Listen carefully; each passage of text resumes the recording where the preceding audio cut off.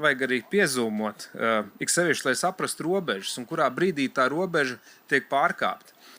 Kad pie naudas izņemšanas 1500 eiro tev tiek šīs ziņas sūtītas, tevi sāk pētīt, ko mēs tikko jau dzirdējām, un tā ir nauda, kuru tu esi saņēmis savā kontā, kā algu, par kuru ir samaksāti nodokļi, visas lietas, un piezūmojot to klāt, tu redzi, ka tev par to var sākt prasīt atskaites. Bet, ja mēs tā papētam tādas senākas ekonomikas, ja, kas ilgāk darbojās, tad bieži vien šī apkarošana ir uz iekšējā patriotisma rēķina.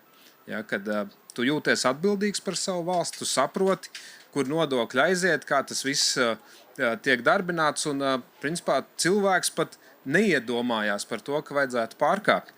Bet šajā gadījumā tā iegriežot totalitāri, ja, tad man tagad tas patriotisms vēl vairāk pazūd.